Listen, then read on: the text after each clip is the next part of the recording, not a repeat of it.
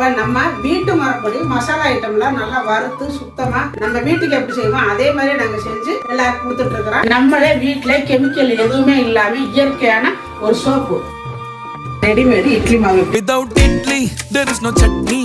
முருங்கை பொடி, பிரண்டை பொடி, 500 சர்க்கரை இருந்தாலும் நார்மலுக்கு 100க்கு 100 கொண்டு வர்ற சர்க்கரை கண்ட்ரோல் பவுடர், நிறைய சத்துக்கள் நிறைந்த சத்து மாவு, செட்டிநாட்டு பிரியாணி மசாலா, பருப்பு பொடி, கருவேப்பிலை இட்லி பொடி, செட்டிநாட்டு சாம்பார் தூள், ரசப்பொடி, மாங்காய் ஊறுகாய், 12 விதமான மூலிகையை சேர்த்து காய்ச்சி எடுத்த ஹேர் ஆயில், ஆவார அரப்பு பொடி. இந்த பொருள் எல்லாம் உங்களுக்கு வேணும்னா கீழே இருக்கிற வாட்ஸ்அப் நம்பருக்கு கேட்டு வாங்கிக்கோங்க.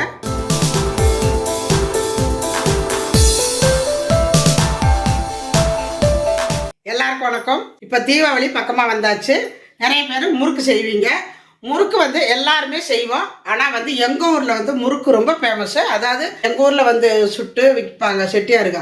அது அவ்வளோ டேஸ்ட்டாக இருக்கும். அதுக்கு என்ன காரணம், அதுக்கு என்னெல்லாம் சேர்த்து நம்ம முறுக்கு செஞ்சால் நல்லா டேஸ்ட்டாக, நல்லா ருசியாக, மனமாக, மொறுன்னு இருக்கும் அப்படிங்கிறத எனக்கு வந்து வீடியோவில் பார்க்க போகிறோம். அதுக்கு முன்னாடி நம்ம சேனலை சப்ஸ்கிரைப் பண்ணி வச்சுக்கோங்க. பக்கத்தில் இருக்கிற ஆளுங்கிற பெல்லை அமுத்தி வைங்க. அப்போ தான் நாங்கள் போகிற வீடியோலாம் உங்களுக்கு உடனே கிடைக்கும். இப்போ நம்ம அரிசி அளந்துக்கலாம். ரேஷன் பச்சரிசி தான் எடுத்து நல்லா புடச்சிட்டு எடுத்து வச்சுருக்கிறேன். சேர்த்துக்கிறேன்.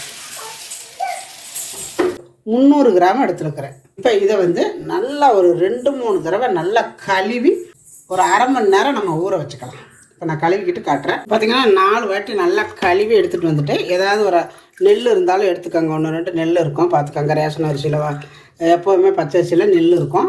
1 இருக்கும். இருந்துச்சுன்னா எடுத்துருங்க. எடுத்துகிட்டு நல்லா ஒரு 2-3 வாட்டி கழுவிட்டு வச்சுருக்கிறேன். இது ஒரு அரை மணி நேரம் ஊறட்டும். இது அரை மணி நேரம் ஊறி வச்சு நல்லா தண்ணியை வடிச்சிட்டு வச்சுருக்கிறேன்.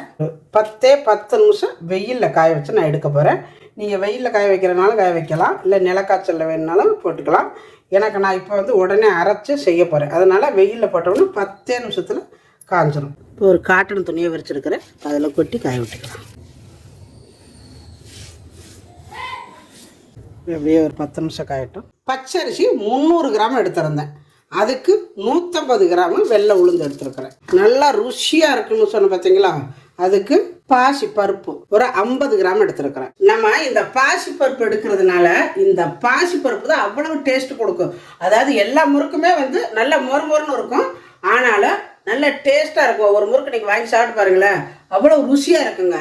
அதுக்கு காரணம் இந்த பாசி பருப்பு தான். முறுக்கு வெள்ளை வெள்ளையர்னு இருக்கணும்னா இந்த உளுந்து வறுக்கிற பக்குவம் ரொம்ப முக்கியமானது. அப்புறம் இன்னொன்று வந்து சில்வர் பாத்திரத்தில் வடச்சட்டியில் வறுக்காதீங்க. இந்த மாதிரி மண் பாத்திரத்தில் வறுத்திங்கன்னா உங்களுக்கு சீக்கிரம் கறி போயிடாது, மெதுவாக வறுபடும். ஒரே மாதிரி பக்குவத்தில் வறுத்து எடுக்கலாம். ஆனால் இதில் நீங்கள் வறுத்து நீங்கள் முறுக்கு செஞ்சு பாருங்களேன். சில்வர் பாத்திரத்தில் போட்டோன்னே லைட்டாக அப்படி சூடு ஏறினோடனே செவந்து போயிடும். இது அப்படி இல்லை, நல்லா உள்ளே எழுதி நல்லா வெந்ததுக்கப்புறம் தான் வெளியில் நல்லா அந்த ஒரு லைட்டான ஒரு கலர் வரும். அதனால் இந்த மாதிரி மண் பாத்திரம் இருந்தால் முடிஞ்சது மண் பாத்திரத்தில் வறுத்துக்கோங்க. அடுப்பை குறைச்சி வச்சுருக்கிறேன் பாருங்கள். மண் சட்டியில் வறுத்ததுனால மிதமான சூட்டில் நல்லா பொன்னிறமாக நம்மளுக்கு தேவையான அளவு நல்லா சூடு ஏறி வறுபட்டுருச்சு. இறக்கி வேறு ஒரு பாத்திரத்துக்கு மாற்றிக்கலாம். பாசிப்பருப்பு அதையும் லைட்டாக வறுத்துக்கணும். வறுத்தாச்சு நம்ம இதை மாற்றிக்கலாம். இது ஆறட்டும். இது ஆற விட்டு என்ன பண்ணுறது அப்படிங்கிறது பார்க்கலாம். இப்போ நம்ம காய வச்சு அரிசி அள்ளிட்டு வந்தாச்சு பாருங்கள்.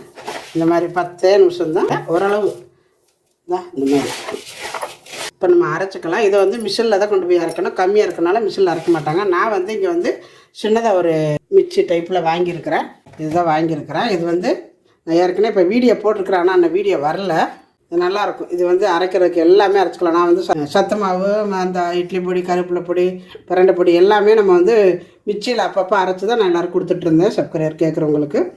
அது அடிக்கடி ரிப்பேர் ஆகுதுங்கிறதுனால இப்போ இந்த மிஷின் வாங்கிட்டு வந்திருக்கிறோம்.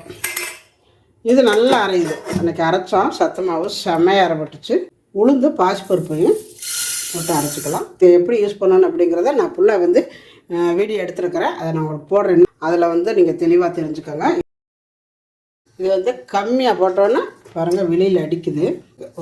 ஒரு ரவுண்டு போட்டோன்னா அப்படியே வெளியில் அடிக்குது. ஏன்னா கம்மியாக இருக்குல்ல, அதனால் இப்போ இது கூடவே நம்ம அரிசியும் போட்டுக்கலாம். அரிசியெல்லாம் போட்டால் தான் இது வந்து 1/2 கிலோ இறக்கி ஃபுல்லாக அரைச்சி எடுத்துக்கலாம். 1 நிமிஷம் தான் டைம் வச்சு போட்டேன். நல்லாவே அரைஞ்சிருச்சு. இதை வந்து சலிக்கிறதுனா சலிச்சுட்டு நறுக்கா போட்டுக்கலாம். அவங்க சலிக்கிறதுக்கு இந்த சலிக்க கொடுத்துருக்காங்க.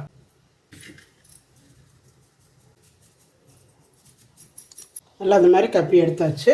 எல்லாமே சளிச்சிட்டோம், நல்லா நைஸாக இருக்குது. இப்போ இது வந்து சூடாக இருக்குது. அந்த முறுக்கு வந்து நம்மளுக்கு வெள்ளையாக இருக்கணும்னா இது வந்து சூடாக இருக்கக்கூடாது. டக்குன்னு அரைச்ச உடனே இந்த மாதிரி ஆற வச்சிடணும். இந்த மாதிரி இப்போ இது ஆறட்டும். இதுக்கு தேவையான அளவு சால்ட்டு சேர்த்துக்கோங்க. முறுக்குக்கு எப்போவுமே உப்பு கம்மியாக தான் இருக்கணும், கம்மியாகவே சேர்த்துக்கோங்க. கொஞ்சமாக சீரகம் இந்த மாதிரி தேய்ச்சி போட்டுக்கோங்க லைட்டாக. எள்ளு கொஞ்சம் பெருங்காயமும் சேர்த்துக்கோங்க, நல்லா வாசனையாகவும் இருக்கும். ஒரு 25 கிராம் அளவு வெண்ணெய் எடுத்துருக்கிறேன், அதையும் சேர்த்துக்கலாம். சேர்த்துட்டு எல்லாத்தையும் சேர்த்து நல்லா ஒரு பிசைஞ்சு விட்டுருங்க. கலக்கி விட்டுட்டு உப்பெல்லாம் இந்த பற்றையும் இதிலே சேர்த்து நல்லா பிணைஞ்சிருங்க.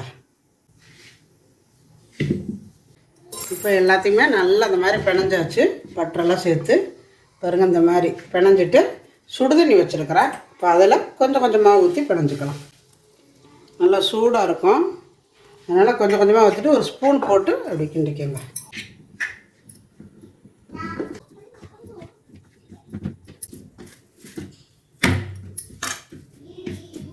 நல்லா பிணைஞ்சாச்சு.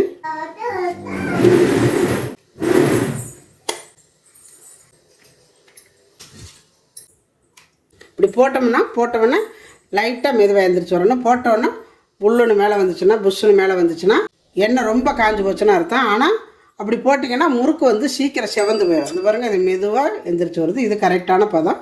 இப்போ முறுக்கை போட்டுக்கலாம். இந்த மாதிரி கரண்டியில் எண்ணெயை தடவிட்டு புழிஞ்சு போட்டிங்கன்னா உங்களுக்கு ஈஸியாக இருக்கும் போடுறதுக்கு.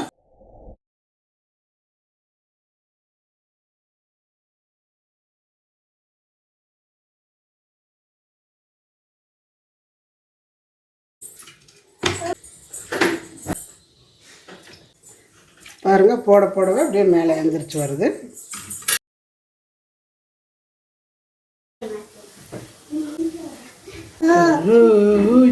வேணுமா? சுட்டு தரேன்டா, அதுக்கெல்லாம் எங்கள் பாப்பாவுக்கு வேணுமா? பார்த்துட்டு ஊங்குறா, எடுத்து தர சொல்லி. திங்க முடியாதுமா. அப்படியே வேக ஒவ்வொன்றா போட்டுக்கோங்க. அப்போ தான் உங்களுக்கு வந்து எண்ணெய் ரொம்ப சீக்கிரம் சூடாகிடாது. இப்படி போட்டுக்கிட்டே இருக்கணும். இப்போ 2-3 முறுக்கு எடுத்துடலாம். அதனால் அப்படியே வேக போட்டிங்கன்னா எண்ணெய் சீக்கிரம் வந்து சூடாகாமல் இருந்தால் தான் உங்களுக்கு வெள்ளையாக வரும்.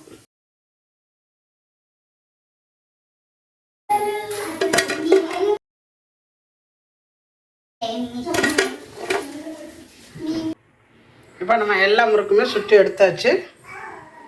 இப்போ பாருங்கள், உளுந்து அரிசி எல்லாமே வீட்டில் அரைச்சி உடனே முறுக்கு சுட்டாச்சு. நல்லா வெள்ளையர்னு நல்லா மொறுன்னு வந்து ரொம்ப டேஸ்ட்டாகவும் இருக்குது. நான் வந்து 300 கிராம் அரிசிக்கு 150 கிராம் உளுந்து எடுத்துருக்கிறேன்.